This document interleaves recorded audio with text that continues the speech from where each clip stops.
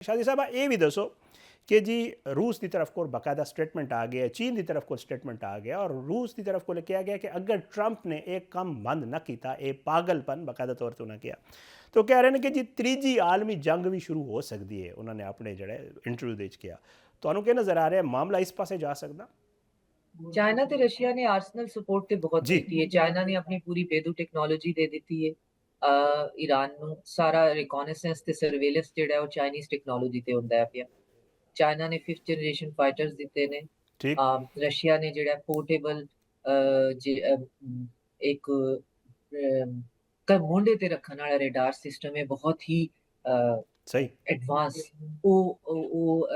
Iran ਨੂੰ ਦਿੱਤਾ ਹੈ ਜਿਹਦੇ ਨਾਲ ਉਹਨੇ ਪੂਰਾ ਆਪਣਾ ਇੱਕ ਡਿਫੈਂਸ ਦਾ ਇਕੋਸਿਸਟਮ ਬਣਾ ਲਿਆ ਕਿਉਂਕਿ ਉਹ ਪੋਰਟੇਬਲ ਹੈ ਨਾ ਤੁਸੀਂ ਉਹਨੂੰ ਇੱਕ ਜਗ੍ਹਾ ਤੇ ਲਿਜਾ ਸਕਦੇ ਹੋ ਉਹ ਸਿਗਨਲ ਵੀ ਨਹੀਂ ਛੱਡਦਾ ਡਿਟੈਕਟ ਵੀ ਨਹੀਂ ਹੋ ਸਕਦਾ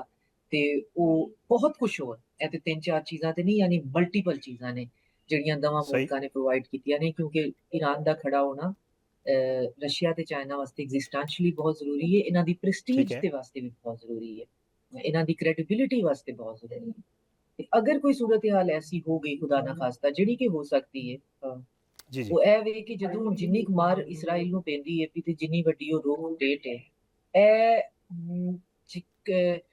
ਮਿਨੀਮਮ ਜਿਹੜੀ ਟੈਕਟੀਕਲ ਨਿਊਕਲੀਅਰ ਟੈਕਟੀਕਲ ਅਟੈਕ ਹੈ ਨਾ ਉਹ ਕਰ ਸਕਦੇ ਨੇ ਜਿਹਨੂੰ ਇਹ ਨਾ ਦੇਣਗੇ ਕਿ ਜੀ ਇਹ ਨਿਊਕਲੀਅਰ ਤੇ जी ਅਸਾਂ ਨਹੀਂ ਕੀਤਾ ਲੇਕਿਨ ਇਹ ਟੈਕਟੀਕਲ ਹੈ ਇਹ ਕੰਟਰੋਲੇਬਲ ਹੈ ਇਹ ਮਿਨੀਮਮ ਹੈ ਬੜੇ ਨਾਂ ਇਹਨਾਂ ਨੇ ਰੱਖੇ ਨੇ ठीक ਨਿਊਕਲੀਅਰ ਦੂਜਿਆਂ ਨੂੰ ਤੇ ਆਉਂਦੇ ਨੇ ਨਾ ਈਰਾਨ ਨੂੰ ਕਿ ਨਿਊਕਲੀਅਰ ਨਹੀਂ ਤੈਨੂੰ ਬਣਨ सही ਦੇਣਾ ਨਿਊਕਲੀਅਰ ਨਹੀਂ ਬਣਨ ਦੇਣਾ ਇਸਰਾਈਲ ਤੇ ਕਿਸੇ ਜ਼ਮਾਨੇ ਤੋਂ ਚੋਰੀ ਕਰਕੇ ਅਮਰੀਕਾ ਦੀ ਟੈਕਨੋਲੋਜੀ ਨਿਊਕਲੀਅਰ ਹੋ ਗਿਆ ਕੋਈ 500 ਤੋਂ ਜ਼ਿਆਦਾ ਉਹਦੇ ਕੋਲ जी ਨਿਊਕਲੀਅਰ ਵਾਰਹੈਡ ਨੇ ਤੇ ਅਗਰ ਕਿਸੇ ਨੂੰ ਇੰਟੈਲੀਜੈਂਸ ਰਿਪੋਰਟ ਇਹ ਪਹੁੰਚੀ ਰਸ਼ੀਆ ਜਾਂ ਚਾਈਨਾ ਕੋਲ ਕਿ ਹੁਣ ਆਖਰੀ ਉਹਦੇ ਉੱਤੇ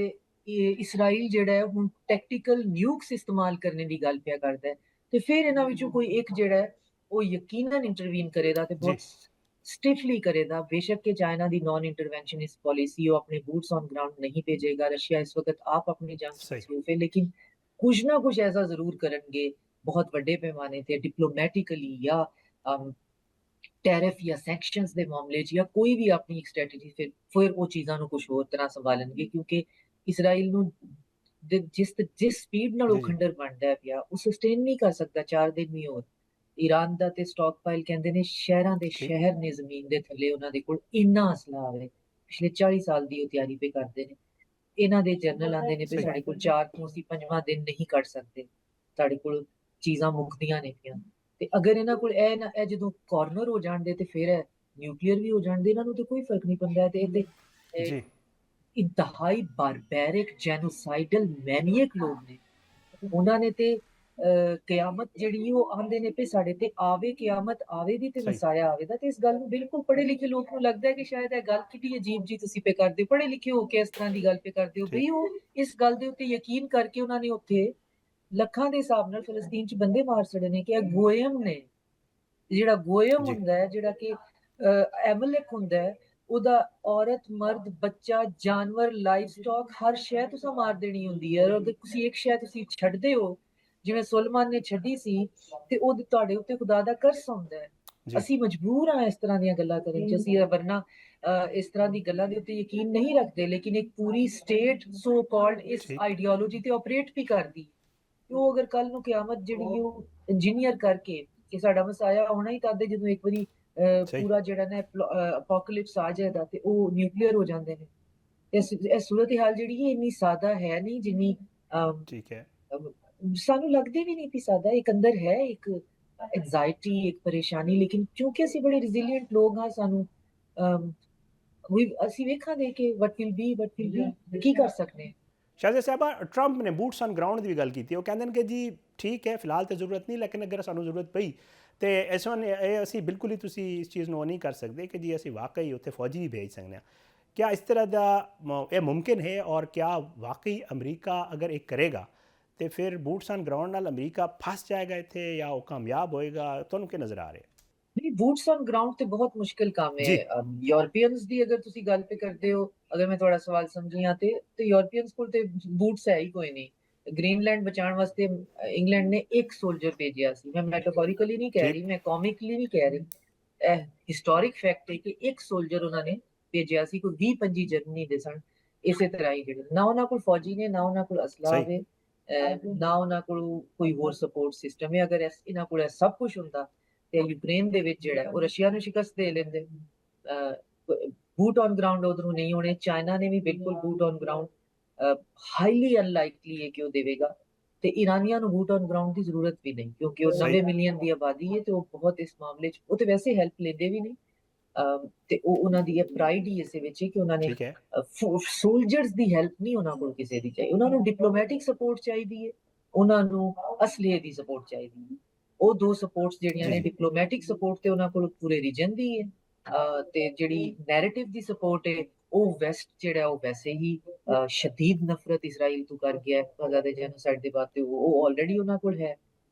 ਖੁਦਾ ਦੀ ਤਰਫੋਂ ਹੈ, ਤੇ ਬਾਕੀ ਉਹਨਾਂ ਨੂੰ ਆਰਸਨਲ ਦੀ ਸਪੋਰਟ ਚਾਹੀਦੀ ਹੈ। ਤੇ ਆਖਿਰ 'ਚ ਇਹ ਦੱਸਦੇ ਹੋਏ ਸਰਦਾਰ ਸਾਹਿਬ ਨੇ ਵੀ ਸਟੇਟਮੈਂਟ ਦਿੱਤਾ ਅੱਜ, ਔਰ ਉਹ ਕਹਿ ਰਹੇ ਸਨ ਕਿ ਜੀ ਅਸੀਂ ਕੋਸ਼ਿਸ਼ ਕਰ ਰਹੇ ਹਾਂ ਓਮਾਨ ਨਾਲ ਮਿਲ ਕੇ ਕਿ ਅਸੀਂ ਇਹਨਾਂ ਨੂੰ ਮੁਜ਼ਾਕਰਾਤ ਲਈ ਤਿਆਰ ਕਰ ਲਈਏ, ਪਹਿਲੇ ਵੀ ਅਸੀਂ ਕਰ ਲਿਆ ਸੀ। ਤੇ ਕੀ ਨਜ਼ਰ ਆ ਰਿਹਾ ਜਿਹੜਾ ਪਾਕਿਸਤਾਨ ਤੇ ਓਮਾਨ ਦਾ ਜਿਹੜਾ ਕਿਰਦਾਰ ਹੈ ਮੁਜ਼ਾਕਰਾਤ ਵਾਸਤੇ ਔਰ ਇਸ ਮਾਮਲੇ ਨੂੰ ਕੂਲ ਡਾਊਨ ਕਰਨ ਵਾਸਤੇ, ਕੀ ਨਜ਼ਰ ਆ ਰਿਹਾ ਹੈ? ਕਿਆ ਵਾਕਈ ਪਾਕਿਸਤਾਨ ਕੋ ਇੰਨਾ ਇੱਕ ਅਹਿਮ ਕਿਰਦਾਰ ਆਉਣ ਵਾਲੇ ਦਿਨਾਂ 'ਚ ਤੁਹਾਨੂੰ ਨਜ਼ਰ ਆਉਂਦਾ ਹੈ ਕਿ ਕਿਰਦਾਰ ਅਦਾ ਕਰ ਪਾਏਗਾ ਪਾਕਿਸਤਾਨ ਇਸ ਸੂਰਤ ਹਾਲ ਵਿੱਚ? ਪਾਕਿਸਤਾਨ ਨੇ ਪਹਿਲਾਂ ਕਿਰਦਾਰ ਅਦਾ ਕੀਤਾ ਸੀ ਕਿ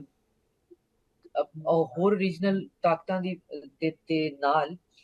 ਕਿ ਟਰੰਪ ਨੂੰ ਕੋਈ ਆਪਟੀਕਲ ਵਿਕਟਰੀ ਦੇ ਦੇਵੋ, ਕੋਈ ਆਫ ਰੈਂਪ ਦੇ ਦੇਵੋ, ਤੇ ਪਿਛਲੀ ਦਫਾ ਫਿਰ ਉਹ ਚਲਾ ਗਿਆ ਸੀ, ਉਹ ਮੈਂ ਇਹਨਾਂ ਦਾ ਨਿਊਕਲੀਅਰ ਪ੍ਰੋਗਰਾਮ ਓਬਲਿਟਰੇਟ ਕਰ ਦਿੱਤਾ, ਜਿਹਦੇ ਵਿੱਚ ਈਰਾਨ ਸ਼ਾਮਿਲ ਸੀ, ਈਰਾਨ ਦੀ ਰਜ਼ਾਮੰਦੀ ਨਾਲ ਹੋਇਆ ਸੀ। ਸਹੀ।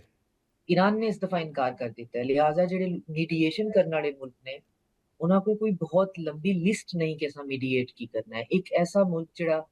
40-50 ਸਾਲ ਤੋਂ ਸੈਂਕਸ਼ਨਸ 'ਚ ਵੇ, ਜਿਹਦੇ ਉੱਤੇ ਅਨਕਾਲਡ ਫॉर ਅਟੈਕ ਹੋ ਗਿਆ ਹੈ, ਉਹਦਾ ਸੁਪਰੀਮ ਲੀਡਰ ਜਿਹੜਾ ਹੈ, ਉਹਨਾਂ ਦਾ ਸਪਿਰਿਚੁਅਲ ਲੀਡਰ ਜਿਹੜਾ, ਉਹਦੀ ਅਸੈਸੀਨੇਸ਼ਨ ਹੋ ਗਈ ਹੈ। ਅਗਰ ਅੱਜ ਹੁਣ ਫਿਰ ਪਾਕਿਸਤਾਨ ਜਾਂ ਕੋਈ ਹੋਰ ਮੁਲਕ ਕਹਿੰਦਾ ਹੈ ਕਿ ਤੁਸੀਂ ਥੋੜਾ ਜਿਹਾ ਫੇਸ ਕੀਪਿੰਗ ਦੇ ਦੇਵੋ ਟਰੰਪ ਨੂੰ, ਉਹਦੇ ਮਿਡ ਟਰਮ ਤੇ ਹੁੰਦੇ ਨੇ, ਤੇ ਗੱਲ ਕਰਨ ਵਾਲੇ ਵੀ ਬਹੁਤ ਕੁਝ ਲੱਗਣਦੇ। ਡਿਪਲੋਮੈਟਿਕਲੀ ਵੀ ਇਹ ਗੱਲ ਕਰਨਾ ਬਹੁਤ ਮੁਸ਼ਕਿਲ ਹੈ। ਇਸ ਗੱਲ ਨੂੰ ਹੁਣ ਇਹ ਅਮਰੀਕਾ ਨੂੰ ਕਿੰਜ ਆਫ ਰੈਂਪ ਦੇਣਾ ਹੈ, ਇਹ ਗੱਲ ਨਹੀਂ ਹੋਏਗੀ। ਗੱਲ ਇਹ ਹੋਵੇਗੀ ਕਿ ਰੀਜਨਲ ਕੰਟਰੀ ਸਾਰੇ ਮਿਲ ਕੇ ਬਹਿ ਜਾਣਗੇ, ਇਨਕਲੂਡਿੰਗ ਚਾਈਨਾ ਤੇ ਰਸ਼ੀਆ, ਕਿ ਹੁਣ ਇਕਨੋਮਿਕ ਜਿਹੜਾ ਨਾ ਨੁਕਸਾਨ ਥੋੜਾ ਜਿਹਾ ਜ਼ਿਆਦਾ ਪਿਆ ਹੁੰਦਾ ਹੈ, ਤੇ ਹੁਣ ਕੋਈ ਐਸਾ ਮੇਕਸ਼ਿਫਟ ਅਰੇਂਜਮੈਂਟ ਕਰਨੇ ਆ ਕਿ ਇਕਨੋਮੀ ਜਿਹੜੀ ਹੈ ਉਹ ਰਵਾਂ ਦਵਾਂ ਰਵੇ, ਤੇ ਬਾਕੀ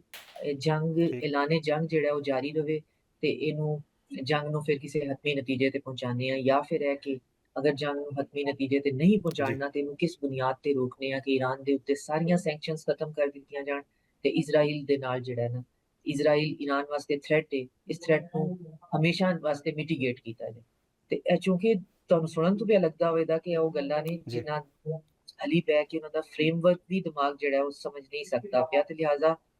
ਇੱਕ ਨਹੀਂ ਦੋ ਨਹੀਂ ਪੂਰੀ ਦੁਨੀਆ ਇਸ ਵਕਤ ਇੱਕ ਇੰਤਹਾਈ ਮੁਸ਼ਕਿਲ ਸੂਰਤ ਹਾਲ 'ਚ ਕਿ ਹੁਣ ਇਸ ਵਕਤ ਸਾਰੀਆਂ ਕਸ਼ਤੀਆਂ ਸਾੜ ਕੇ ਇੱਕ ਮੁਲਕ ਦੇ ਉੱਤੇ ਜਿਹੜਾ ਆਲਰੇਡੀ ਬੇਬਸ ਹੈ, ਤੁਹਾਨੂੰ ਕੁਝ ਨਹੀਂ ਪਿਆ ਆਉਂਦਾ, ਉਹਦੇ ਤੇ ਅਟੈਕ ਕਰਕੇ ਹੁਣ ਅਗਰ ਅਸੀਂ ਗੱਲ ਮੁਜ਼ਾਕਰਾਤ ਦੀ ਤਰਫ ਲੈ ਕੇ ਜਾਣੀ ਹੈ ਤੇ ਉਹ ਮੁਜ਼ਾਕਰਾਤ ਹੋਣਗੇ ਕੀ?